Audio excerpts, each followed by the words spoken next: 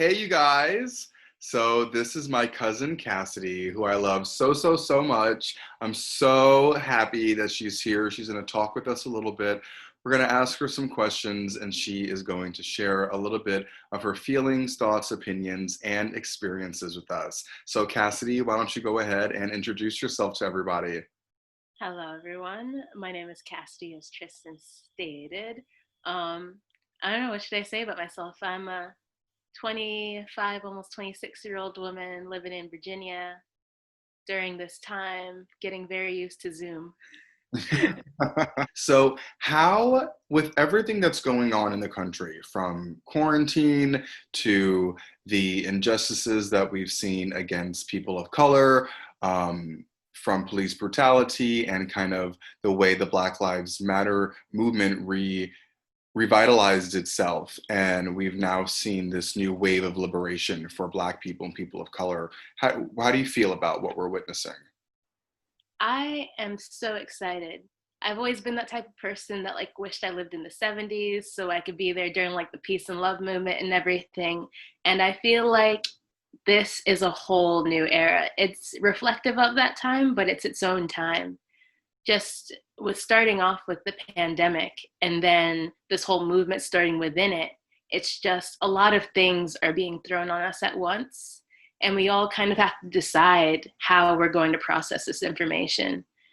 Personally, I've just been trying to get my work done, moderating how much social media and news I take in just so that I can maintain my sanity, but also meditating and finding the good news out there, staying close with my family and my friends, my loved ones. And just taking it one day at a time. If there's a day where you're feeling overwhelmed, um, I've just been making sure that I'm taking time for self-care so that I still have enough energy to keep on fighting for the struggle. I went to a protest on Juneteenth in DC, and it was just one of the most beautiful experiences I had ever been a part of. To see all the women and men dressed in white, to be marching down the streets with a go-go band behind us. It was just a I want to very ask, why were they dressed in white? um spiritually white. It allows your ancestors to be present with you. White reflects the light and black absorbs the light. Mhm. Yeah, so it's all about reflecting the light within each other. White, Yeah. also the color back in the 1920s and still today, that color that represented women's suffrage. Another one really special moment was that they had a trans woman speak at the little rally that they had before, and just making sure that we're advocating for LGBTQ lives as well during this time. Because I see this as more if we protect Black lives and we protect Black women's lives, we protect trans lives, we protect gay lives, all those lives, all that intersectionality, then I believe everybody can rise up and just create a better world for each other. Exactly, I agree, because Yeah. if you're looking out for her back and she's looking out for his back, and we're Yeah, taking care of each other, then we're not going to continue to see one group of people kind of fall off the deep end. You know what I mean? We're all exactly. to keep holding each other up. We kind of seen people kind of evolve into the phrase and the hashtag all Black Lives Matter. And it seems as if they're doing that to kind of call attention to the fact that, maybe sometimes people think that Black lives who kind of maybe contribute more economically, contribute more socially, Black people of affluence or of economic privileges, that their lives were kind of being prioritized or Mhm. being used as the poster faces for the movement. Yeah. And it was to show that all Black lives matter. But I think that, from our family and from your immediate family specifically, there's a lot of Black privilege. Yeah. How do you feel that, coming from that side of the argument, how do you feel that this cause affects you? And how do you feel that it makes you want to champion for it moving forward? It's definitely something that I have become more aware of over the last couple of years. Yeah, so I grew up in a community that was predominantly white. Me and my sisters were one of a handful in our elementary school classes. And there was a little bit more diversity in our high school classes, but I grew up thinking that any Black person could have these opportunities that I have.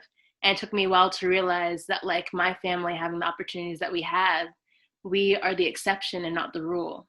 you know. Mhm. My that's not to denote any of the work that my grandparents put in to bring their family to this country, that my parents put in to get us to where they are. They're very hardworking people, but sometimes working hard isn't all it takes. Like Karis, my sister, she definitely got into those Ivy League schools because of her brains, and that's something that she definitely accomplished on her own. But just recognizing the privilege that we all have in these spaces, and even like just the color of my skin, like I'm a lighter complexion, and just knowing that colorism exists predominantly in the Black community, it's not something that white people actually realize that we are affected by. So I've definitely just been mindful of that, and am trying to use this privilege to just get into those spaces that not many people like us are able to be into, and just be an advocate. And I'm not really in a place of power yet where I can bring more diversity into it, but hopefully that's like my life's mission, you know? We can all only operate through what our own personal experiences have been in life.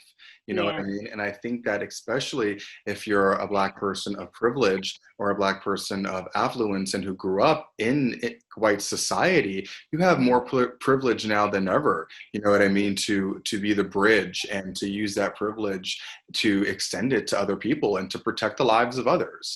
So why don't you tell us now what you do for work? And we're going to talk a little bit about that. yeah. So I work at the National Museum of African American History and Culture in Washington, D.C. I work in the education department, just working to, and specifically the audience engagement unit. So we're working with programs. You know, we do a Monday meditation program that's going on right now every Monday at 12:30. Not to like throw any ads out there, but we we also do like poetry programs. I was doing a CART program before we couldn't be in the museum anymore, but just working on ways that we can naturally engage our audiences at the museum and just keep them feeling connected to the staff there and feeling connected to the content, because it's by them, for them. It's all about the people. Like the museum wouldn't exist if there weren't people to come to the museum and support us. How do you feel that celebrating and acknowledging the artwork created by Black people contributes to this wave of liberation and social justice fight that we're going through right now? I believe the artist has a very prominent role in this. Just walking around DC, you know, you see the buildings were architected by someone. You know, the graffiti on all of these boards was created by someone. The posters, the signage that people make, the flowers that they decorate the fences with, that's all creativity. That's all creativity that made that possible. The artist is their voice in times of trouble, one that can be more relatable, because artists come from all different backgrounds.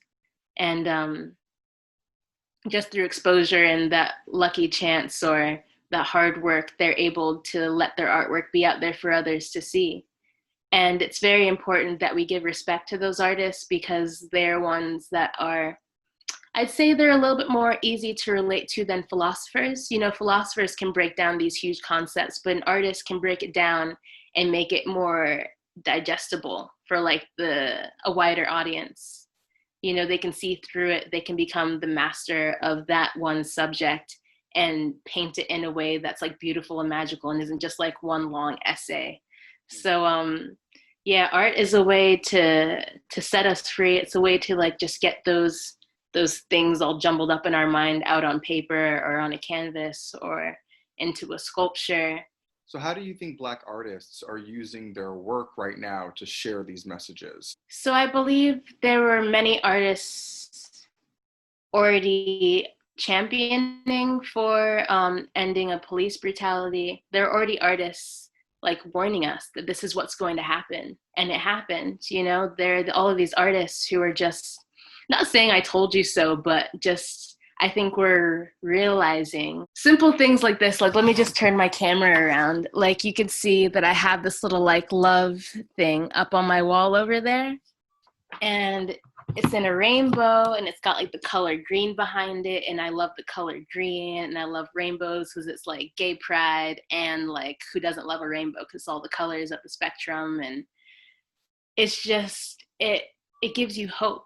You know, when an artist is able to visualize something that you've been feeling but couldn't explain, that there are people out there that are working to make sure that change happens. Why do you think that it's important for other people, not necessarily white people, but non-people of color, anybody outside of the Black community, to start seeing Black art and to start, acknowledging these creations by Black artists? Yeah, I think a lot of people collect Black art at times for the name and not necessarily the art piece, and fully realizing what it means and what it represents and what it means to have it hanging on your wall. Yeah. So, what do you think that other people could do right now to do their part in what's going on? There are lots of exhibitions right now that are also donating the proceeds towards charity, and just being able to have being able to support artists at this time where they're not able to do physical exhibitions where they make most of their money, and also having that piece and being able to take it home and then having that up on your wall, and it can be a reminder of like this time, and it can be a reminder that you helped someone during this time and didn't just wallow in the craziness of it all, because this is crazy what's happening right now. Like, we are human beings, we should have the full right to be a human being, yet we're in the streets fighting and screaming, and there are a lot of people in the groundwork doing the things that we can't even see right now, making sure that this doesn't keep on happening and making sure that we're able to go outside without wearing a mask anymore.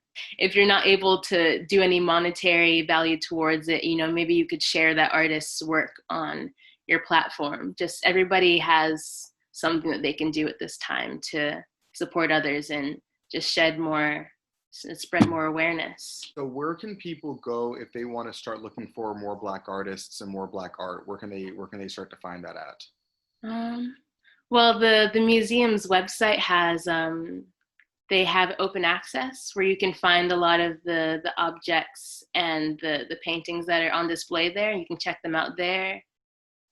There's another exhibition that I really loved called Soul of a Nation, and they created a book based on that exhibition, and that's a great resource for finding just a lot of the prominent figures in African American art and also British art, because it started in England. It was curated by a British woman. The Anacostia Museum in DC also has, I believe they have a lot more art there.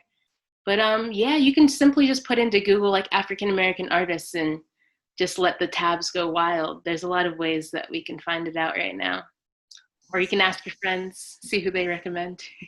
And if everybody wanted to find you and to see what you have going on and your work and what you're up to, where could they find you? I am on Instagram at undercover Cass. Fantastic. So Yeah. thank you so much, Cassidy, for coming on and sharing about your experiences with my viewers and helping everybody understand a little bit more about the importance of Black artwork, why we should be celebrating these artists and these art pieces, and how we can all continue to do so, and how this will benefit the progression of our cause. Yeah. So I appreciate you taking the time to chat with us here today. All right. All right, everybody, go follow Cassidy on Instagram. Check out all of the resources. I'll be putting some links below, and go do your part, everybody.